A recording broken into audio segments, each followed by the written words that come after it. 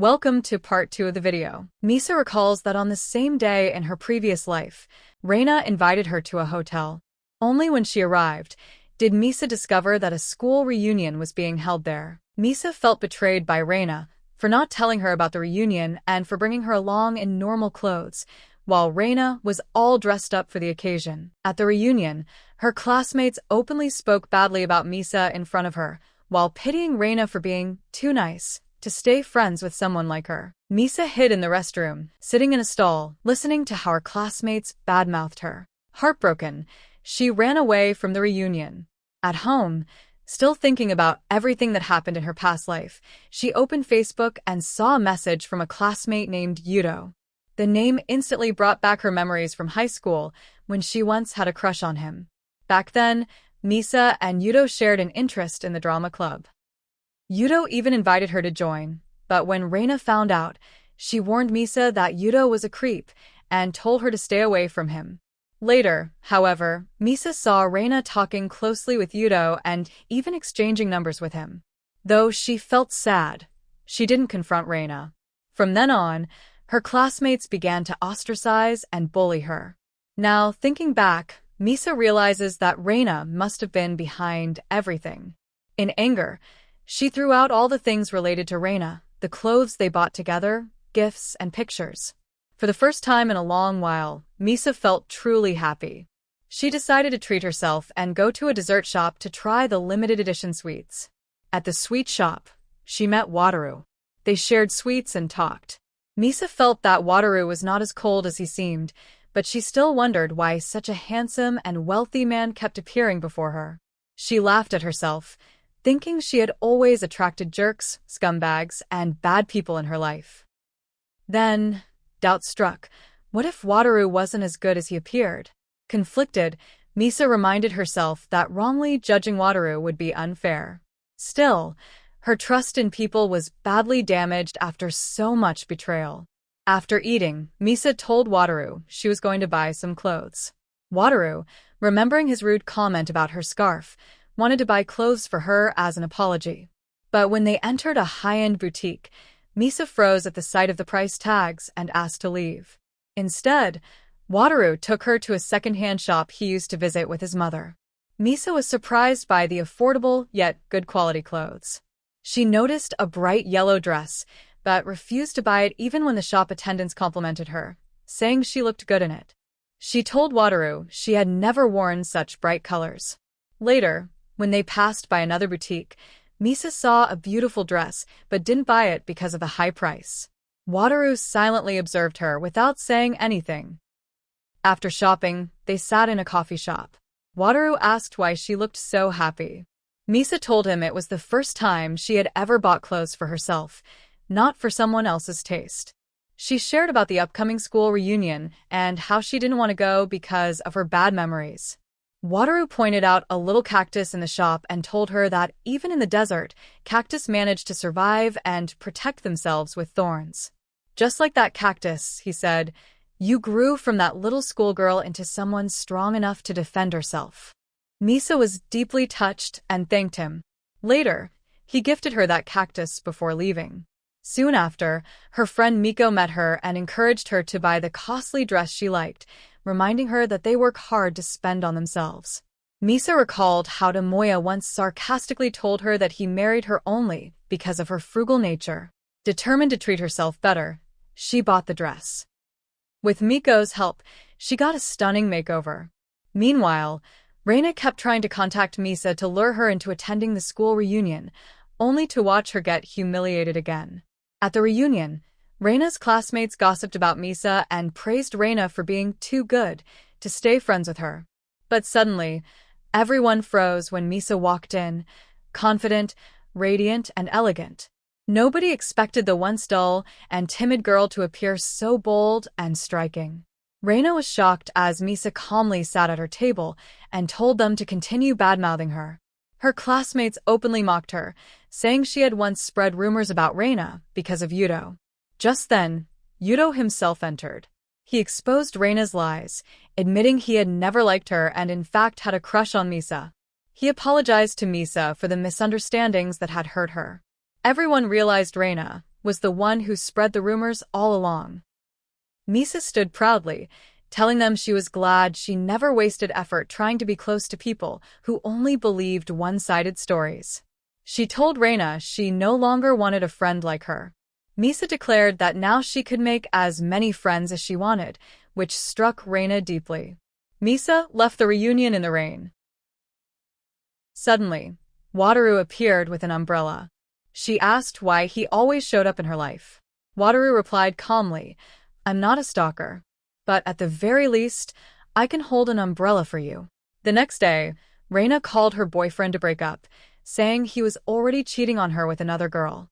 She bragged that she had already found someone more handsome and wealthy. Pretending to trip, she deliberately staged a fall, hoping to be caught by the man in front of her. None other than our hero, Wataru. She faked an ankle sprain, but Wataru saw through her act. Without saying much, he simply left her there. Later that day, Misa received a call from Yuto, her high school crush, asking to meet at a restaurant. Over lunch, Yuto revealed that he was now a successful chef and the owner of the restaurant. He apologized again for not defending her during their school days. Misa assured him that it was all in the past and told him not to dwell on it. But suddenly, Reina appeared. She had overheard Misa's phone call and followed her. Smiling sweetly, Reina asked to join them. She apologized for her past actions, pretending that her behavior had only come from fear. That Misa would stop being her friend once she got close to Yuto. Though Misa could see through Reina's fake facade, she played along, pretending to accept her apology. Deep down, she decided she would use this false friendship to get her revenge. At the office, however, Misa was shocked when she saw Reina trying to get close to Wataru in the elevator. She couldn't understand why Reina had set her eyes on him. In her past life, Reina had never interacted with Wataru. Perhaps Misa's attempt to change fate had caused this shift. Misa panicked, afraid her plan would fail if Reina went after Wataru instead of Tomoya. Meanwhile, another problem arose. Somo, Misa's colleague, was constantly bullied by the corrupt department head, who pressured her to resign by blaming her for mistakes she never made. In her previous life, Somo had given in, resigned, and her life had spiraled downward. This time, Misa stepped in. She taught Somo how to avoid traps and expose the department head's schemes. With Misa's support, Somo avoided disaster and became close friends with her. Now Misa has two good friends, Miko and Somo. One day, Misa noticed Wataru walking quickly somewhere and decided to follow him. To her surprise, she found him secretly meeting Miko on the stairs. When Miko hugged him, Misa realized they were in a secret relationship. Feeling conflicted, since Wataru was kind, yet her friend Miko was involved, Misa grew cold toward him, meeting him only when necessary for work. Wataru noticed her change and tried to explain, but Misa avoided him. Later, Misa went shopping with Tomoya, buying him clothes to make him look more attractive to Reina. When Tomoya asked to stay over at her place, she firmly rejected him. A few days later, the company organized a trip. Misa traveled with Tomoya and Reina. To her dismay, she saw Miko arrive in Wataru's car, which seemed to confirm her suspicion that he was a playboy. During the trip, Reina constantly tried to get close to Wataru. At lunch, she deliberately revealed that Misa was engaged to Tomoya, enraging Wataru. He later confronted Misa privately, asking why she was ignoring him. Misa told him to keep his distance, insisting she was already engaged and accusing him of toying with people's emotions. She added that she had seen him with Miko and told him to cherish her. Wataru laughed, then revealed the truth. Miko was his sister. He showed Misa a family photo and explained he had kept it secret because Miko was the granddaughter of a CEO and he didn't want others to take advantage of her. Realizing her mistake, Misa apologized. The two sat on a bench, eating grapes and laughing together. From afar, Reina watched them with growing jealousy. On the way back, Reina asked Wataru to drive her, pretending she wanted to talk. In truth, she only wanted to make it look like they were close. During the ride, she spoke about her lonely childhood, hinted that she was single, and subtly insulted Misa, while praising herself. But Wataru saw through her. He asked bluntly, "Is this how you talk about a friend behind her back?" Then he added, "People who hurt others without remorse always face the consequences. You're unbearable, and no one would ever want you as a lover." Shocked by his words, Reina demanded to stop the car. She got out but deliberately walked close to Wataru, creating the illusion of a kiss from Misa's point of view. The sight devastated Misa. That night, Reina stayed over at Misa's house. She noticed the missing photos and gifts from their friendship. Misa casually said she had put them away while cleaning. Reina probed further, asking about Wataru after seeing him with Misa under an umbrella at the school reunion. But Misa downplayed it, calling Wataru a playboy and pretending she didn't care. Though Misa knew Reina was lying when she claimed Wataru had harassed her, she was relieved. At least this lie might keep Reina away from him. The next day, Misa continued to avoid Wataru. He confronted her after work. They both went to the sweet shop. She explained she didn't want Reina to see them together. Wataru, however, thought she still believed the kiss. He clarified everything, saying Reina had leaned in to insult him, and he never touched her. He told Misa he would do whatever she asked, but begged her not to avoid him. Feeling the revenge game dragging on, Misa decided to push things forward. She invited Tomoya on a date and asked Reina to join them. In front of Reina, she deliberately acted affectionate toward Tomoya. When Tomoya boasted about his cryptocurrency investments, Misa pretended to be impressed. She knew this would lure Reina, who valued money and status above all. As expected, when Misa excused herself to the restroom, Reina immediately flirted with Tomoya, playing with his hair. Tomoya didn't stop her. Watching from afar, Misa smiled. Her plan was working. Things progressed even faster than she anticipated. Reina invited Tomoya to a bar, planting doubts about Misa's loyalty. She revealed Misa's painful family secret, that her mother had abandoned her and her father.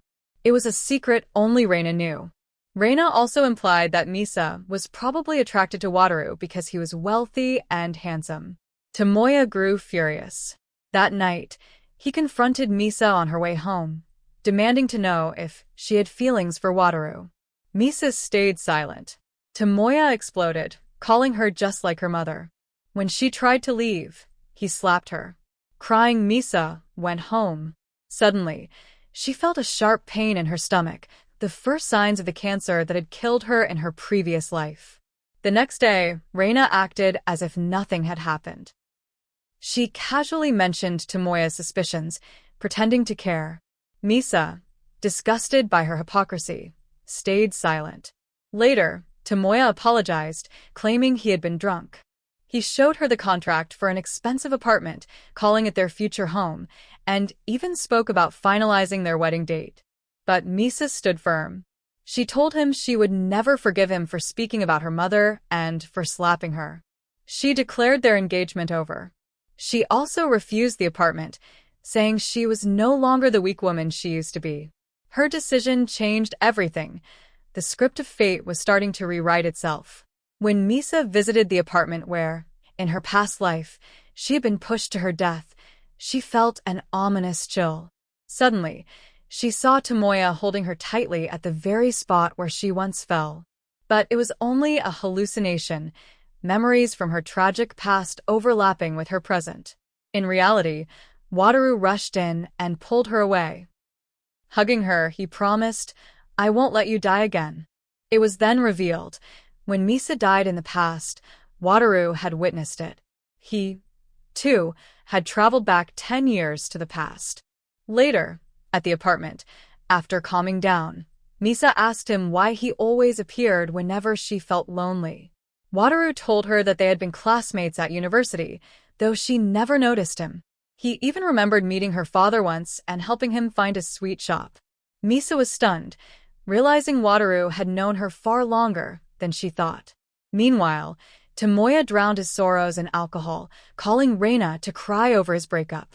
Seeing an opportunity, Reina comforted him, pleased that Misa and Tomoya were drifting apart.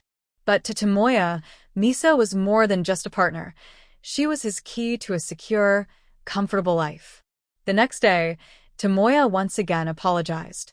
This time, Misa pretended to accept, telling him she wouldn't break up. In truth, she only wanted to ensure that Tomoya and Reina would end up together. At lunch, she met Reina and, feigning nervousness about meeting Tomoya's parents, asked for her help choosing a dress.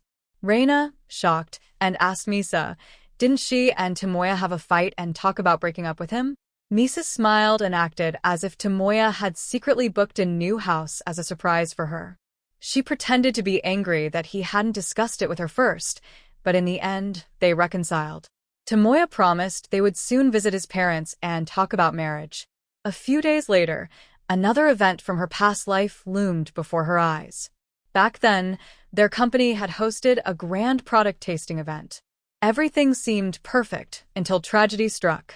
An important investor from a major company suffered a severe allergic reaction after eating their steamed buns. The reason? The buns contained peanuts, but peanuts were not listed on the ingredient sheet.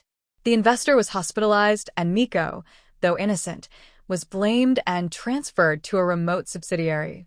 In truth, it was the department head's mistake, but he threw all the blame on Miko to protect himself. Determined to protect her friend this time, Misa tried to quietly remove the peanut-filled buns from the event. But when she entered the kitchen, she was stunned. Wataru was already there, calmly taking the trays away. Misa froze. How did he know? Before she could ask, Tomoya entered and saw them talking together. Misunderstanding the situation, he warned Wataru to stay away from Misa. But Wataru only smirked and told him flatly, "You and Misa are incompatible." Tomoya's pride was shattered. He stormed off, furious, drowning his jealousy in alcohol. Meanwhile, the department head, oblivious, handed the very same peanut buns to the allergic investor's wife as a souvenir. When she asked for the ingredients list, he ordered Reina to fetch it. Carelessly, Reina grabbed a random paper and handed it over. That night, after the event ended, Misa pretended she still had extra work to do.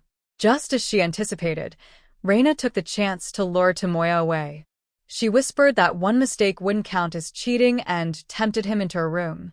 Tomoya, drunk and blinded by desire, followed her.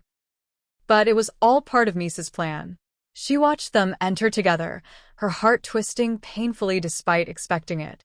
For the second time in her life, the two people she trusted most betrayed her. Tears fell silently as the scene replayed before her eyes. Just then, Wataru appeared, shielding her from that view, so she wouldn't have to watch anymore. Without a word, he led her away. They ended up at a quiet bar, where Misa drank until her sorrow overwhelmed her. Wataru sat beside her, watching over her silently. When she finally slumped against the table, asleep and vulnerable, he whispered softly, words he could never say when she was awake. He longed for a future with her, a happy one she had never known. The next morning, the scandal unfolded exactly as it had in Misa's previous life. The investor was hospitalized, and the company scrambled to defend itself. The department head immediately tried to frame Miko, just like before. But this time, Wataru stepped forward, declaring he would personally investigate. He thought that how in the past, he had believed the department head's lies and allowed Miko to be ruined. He wouldn't repeat that mistake. Still, the department head had no intention of punishing Reina. He desired her and promised to protect her career if she gave herself to him. Reina, cunning as ever, pretended to accept his advances. Meanwhile, Reina and Tomoya's secret relationship deepened. Tomoya treated her as his hidden lover, insisting she would remain by his side even after he married Misa. But those words only fueled Reina's jealousy. She wanted more than scraps of his affection. Soon, Misa meets with Tomoya's mother. She was shocked to see Misa, who is nothing like her usual calm and silent self.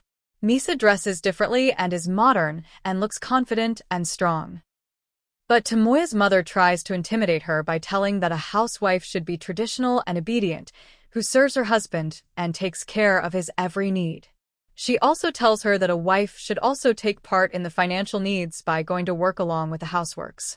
Misa's heart tightened. She remembered vividly how, in her past life, This woman had turned her into nothing more than a servant. After marriage, she forced Misa to handle all the expenses, all the housework, and all the cooking while she spoiled her son. No matter how hard Misa worked, her mother-in-law only criticized her and pressured her to give birth to a grandson. This time, however, Misa refused to bow her head. When Tomoya's mother mocked her for being an orphan with no parents, Misa's calm expression hardened. "Aren't your parents also gone now? Both of us have lost our parents. Why use that as an insult?" Her sharp words silenced the entire room. Tomoya's mother froze, speechless.